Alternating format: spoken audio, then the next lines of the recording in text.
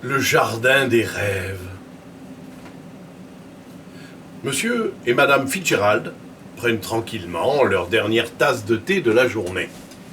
À 35 ans, Monsieur Fitzgerald est ce qu'on appelle un homme arrivé. Il est cadre dans une importante société automobile et cela fait 3 mois maintenant qu'ils se sont installés, sa femme et lui, dans ce Cockay Cottage de Portsmouth, sur la côte anglaise. Il est 10h du soir, ce 15 novembre 1975. Les époux Fitzgerald suivent distraitement les programmes de la télévision avant d'aller se coucher. Soudain, un bruit dans leur dos les fait se retourner. C'est Alice, leur fille, 7 ans, qui descend l'escalier en chemise de nuit. Madame Fitzgerald se lève de son fauteuil et va vers elle. « Eh bien, Alice, que se passe-t-il? Tu ne dors pas encore? Il est tard. » Mais l'enfant ne répond pas et continue à descendre les marches. Sa mère s'impatiente quelque peu. « Réponds, voyons, Alice. Tu as soif? Tu veux... » Elle s'arrête tout à coup de parler et fait signe à son mari de venir. Celui-ci se lève à son tour brusquement inquiet. L'enfant est arrivé en bas de l'escalier et se dirige maintenant vers la cuisine. Madame Fitzgerald se place devant elle. Alice a les yeux grands ouverts, mais son regard est vide. Elle semble ne rien voir. Et sa démarche n'est pas normale non plus. Elle ressemble à celle d'un automate. Pas de doute, elle dort. Elle est en train de faire une crise de somnambulisme. Alice traverse la cuisine sans s'arrêter, ouvre la porte et sort dans le jardin. Son père et sa mère la suivent, ne sachant trop que faire. Ils la voient traverser la pelouse, parfaitement entretenue comme celle de tous les cottages anglais, se diriger avec sûreté entre les arbres du jardin et s'immobiliser tout au fond devant le tas de sable que lui a installé son père pour qu'elle puisse jouer avec son petit seau et sa petite pelle. 1-2 minutes s'écoulent dans le jardin obscur et silencieux, déjà froid en cette nuit d'octobre. À la fin, Madame Fitzgerald se décide. Elle prend doucement la main de sa fille et lui murmure « Viens, Alice, il faut rentrer. » L'enfant, docilement, se laisse conduire et ramener à sa chambre. Une fois qu'elle est couchée, ses parents commentent l'étrange événement qui vient de se produire. C'est la première fois qu'Alice fait une crise de somnambulisme. Jusque-là, elle avait été au contraire eu un sommeil particulièrement paisible. Bon, après, il ne s'inquiète pas outre mesure. C'est sans doute qu'elle était énervée au moment de se coucher. Peut-être le thé qu'elle a pris tout à l'heure était-il un peu fort. Ils ne lui donneront plus de thé le soir. Et si cela se reproduit, ils appelleront le médecin. Le lendemain, alors que son mari est déjà parti au travail, Madame Fitzgerald interroge la fillette. « Alice, est-ce que tu as fait un rêve cette nuit ?» L'enfant répond d'un ton animé. « Oh oui, maman, c'était un drôle de rêve. Une petite fille m'appelait. Elle me disait « Viens jouer dans le tas de sable avec moi. » Je suis allé et je l'ai attendu. Mais il n'y avait personne. Le soir, à son retour, Madame Fitzgerald raconte le rêve à son mari. Ils en parlent encore quelque temps et ni l'un ni l'autre n'y pensent plus. Ils ont vite oublié l'incident du 15 octobre. Mais le 8 novembre, 3 semaines après, la même chose se reproduit. Alors qu'ils sont devant leur télévision, Monsieur et Madame Fitzgerald entendent dans leur dos un pas léger et mécanique descendre les escaliers. Alice s'avance dans sa chemise de nuit avec des gestes raides, le regard inexpressif, semblable à une poupée grandeur nature. Comme la première fois, elle va dans la cuisine et ouvre la porte. Un souffle d'air glacé s'engouffre dans la maison. Madame Fitzgerald a un mouvement, mais son mari la retient. Il ne faut surtout pas la réveiller. Il paraît que c'est dangereux. Alice s'avance pieds nus, en chemise de nuit. Elle semble totalement insensible au froid. Elle traverse la pelouse et s'immobilise encore une fois devant le tas de sable. Quand sa mère lui prend la main pour la reconduire, elle la suit sans résistance. Cette fois, les Fitzgerald sont inquiets. Il n'est plus question d'énervement ou de thé trop fort. Leur fille est somnambule. Dès demain, ils appelleront le médecin. Le lendemain, le praticien trouve l'enfant en excellente santé. Après l'avoir examiné, il l'interroge. « Est-ce que tu as rêvé cette nuit ?»« Oh oui, la même petite fille m'a appelé. Elle m'a dit « Tu es endormi ?» Et moi aussi je suis endormi. Viens me voir dans le jardin des rêves. J'y suis allé, mais elle n'était pas là. En dehors de la présence de la fillette, le médecin conclut devant les parents. Votre fils est troublé par un souvenir. Il a dû lui arriver dans le jardin quelque chose qui l'a tellement impressionné qu'elle préfère l'oublier à l'état de veille. Mais la nuit, dans ses rêves, ce souvenir lui revient. À votre avis, qui peut être cette petite fille ? Madame Fitzgerald, un geste d'impuissance. Je ne vois vraiment pas, nous venons d'arriver à Portsmouth. Elle n'a pas encore eu le temps de se faire d'amis. Elle joue toute seule. Le médecin hoche la tête. Et est-ce qu'il y a un endroit particulier du jardin où elle se rend pendant ses crises ? Oui, elle va devant son tas de sable. Avez-vous eu l'idée de fouiller ? Peut-être a-t-elle déterré quelque chose ? Déterrer quelque chose ? Madame Fitzgerald se sent mal à l'aise à ces mots. C'est peut-être beaucoup plus grave qu'elle ne l'avait imaginé. Docteur, pouvez-vous rester auprès d'Alice ? Je ne voudrais pas qu'elle me voie, je vais fouiller dans le tas de sable. Quelques minutes plus tard, M. Fitzgerald revient dans la chambre où Alice bavarde tranquillement avec sa mère et le docteur. Il est tout pâle. Il leur fait signe à tous deux de le suivre dans le salon. Là, il dit à sa femme à voix basse. « Chérie, il va falloir envoyer la petite chez tes parents pour un moment. Hein. Il ne faut pas qu'elle puisse voir ce qui se passe. » Madame Fitzgerald sursaute. « Mais enfin, qu'est-ce qui arrive ?» Son mari lui répond d'une voix blanche.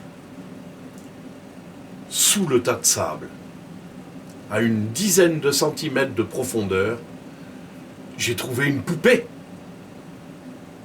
une robe de fillette et des ossements humains. Arrivé le jour même, le lieutenant Simpson fait porter les restes tragiques à l'Institut médico-légal et demande aux Fitzgerald de se tenir à sa disposition.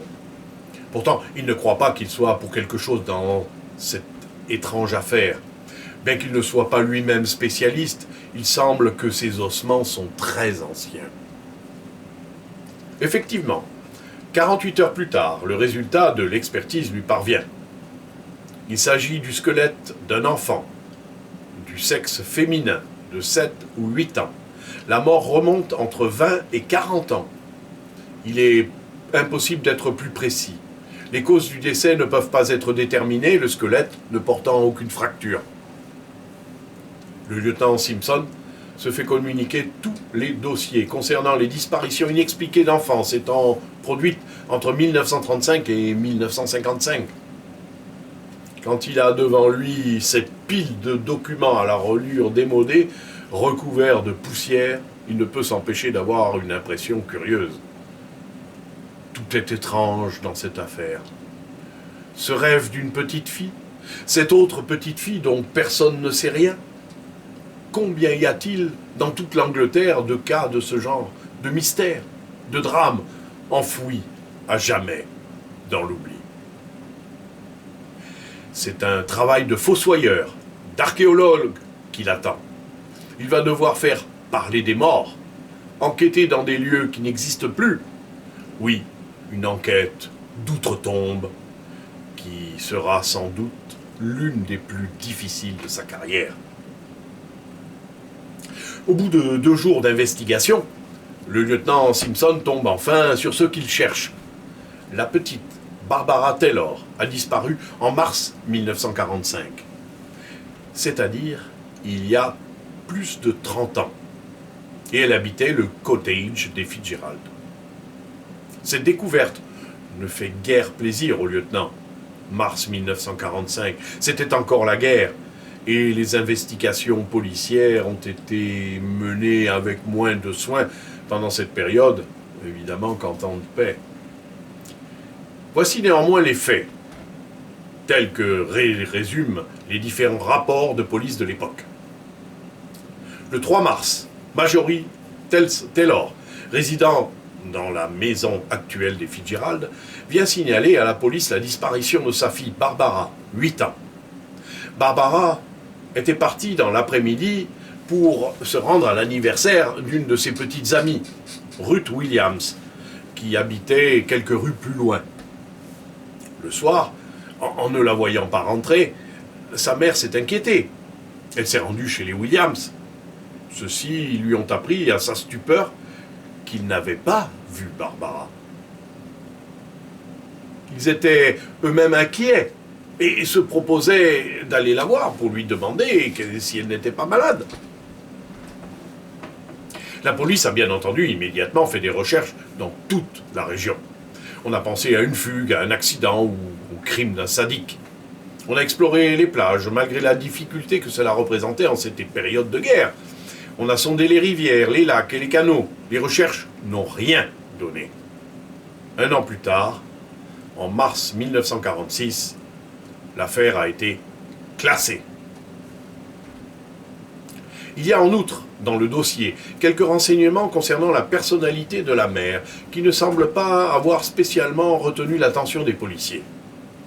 Depuis le début de la guerre, Marjorie Taylor vivait seule avec sa fille. Son mari avait été fait prisonnier par les Allemands au cours de la campagne de France. Celui-ci est rentré à la fin des hostilités peu après la disparition de Barbara. Il est d'ailleurs mort très rapidement, en janvier 1946, d'une tuberculose contractée dans les camps. Le rapport de police signale enfin que Marjorie Taylor, une fois l'affaire classée, a émigré en Australie. Le lieutenant Simpson compte bien entendu faire rechercher Marjorie Taylor en Australie, mais il préfère dans un premier temps concentrer ses recherches sur l'Angleterre. Des témoins du drame, tous semblent avoir disparu. Tous. Sauf Ruth Williams, la petite amie de son âge chez qui Barbara était censée se rendre le jour de sa disparition. Après une courte enquête, le lieutenant finit par la retrouver à Londres, où elle est modéliste dans une maison de couture. En arrivant chez elle, il a malgré tout, et malgré lui, un petit moment de surprise. Il était sur les traces d'une petite fille, et c'est une femme mûre qui lui ouvre. C'est vrai, Ruth a maintenant 38 ans. Tout cela s'est passé il y a 30 ans. Le lieutenant Simpson a apporté la poupée retrouvée dans le jardin auprès du corps.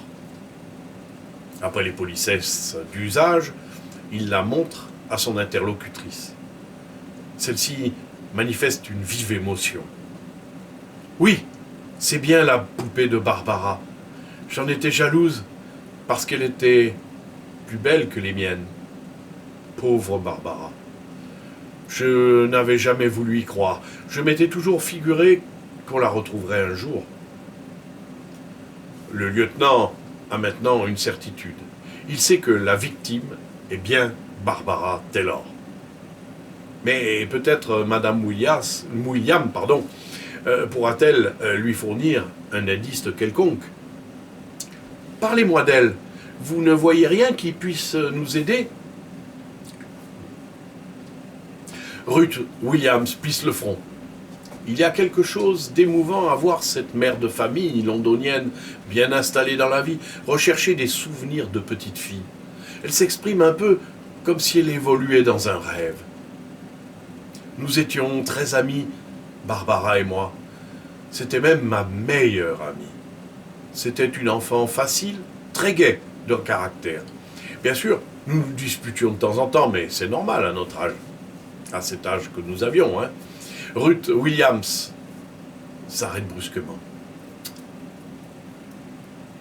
Mais j'y pense. Il y a peut-être quelque chose qui pourrait vous intéresser.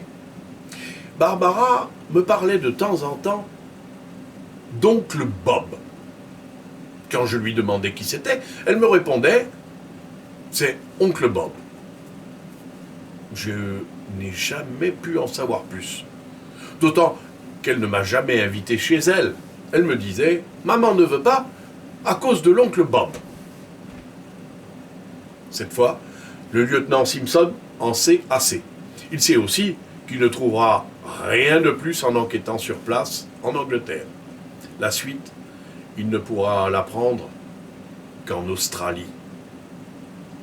Une demande de renseignement est donc envoyée à la police australienne concernant Marjorie Taylor, ainsi qu'un homme prénommé Robert, dont Bob est le diminutif. La réponse ne tarde pas. 15 jours plus tard, le lieutenant Simpson reçoit le télégramme suivant. Marjorie Taylor a immigré en 1946 en compagnie de Robert Robson, qu'elle a épousé en juillet de la même année. Marjorie Robson est décédée en avril 1967. L'interrogatoire de son mari est en cours. Les policiers australiens ont pris l'affaire en main. C'est donc aux antipodes du petit jardin que va se résoudre cette étrange affaire. À Sydney, où habite Robert Robson, il n'y a pas vraiment d'enquête. Le mari est un homme de 65 ans, mais on lui donnerait beaucoup plus. Devant les policiers, il parle tout de suite d'une voix lasse. Je m'attendais à ce qu'on vienne m'interroger un jour sur Barbara. Dans un sens, je préfère cela. C'était un secret trop lourd à porter pour moi seul. La pauvre Marjorie en est même morte. Elle ne cessait de répéter pendant sa maladie « C'est Dieu qui me punit ».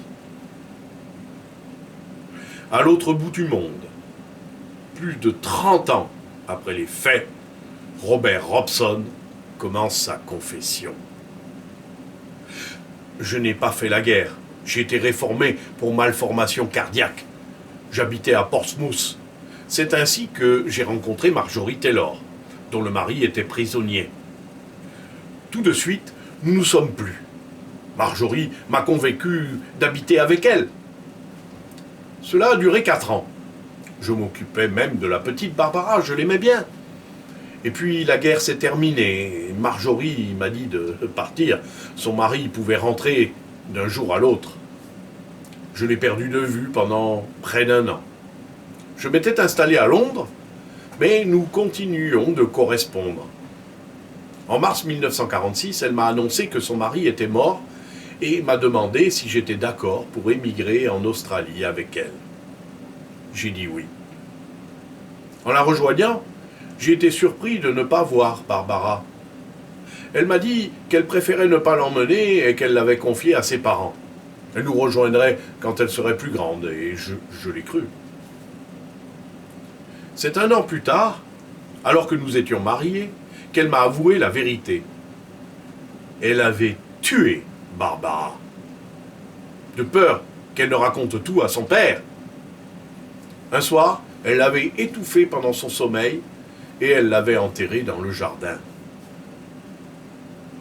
À ce moment de son discours, Robert Robson regarde les policiers.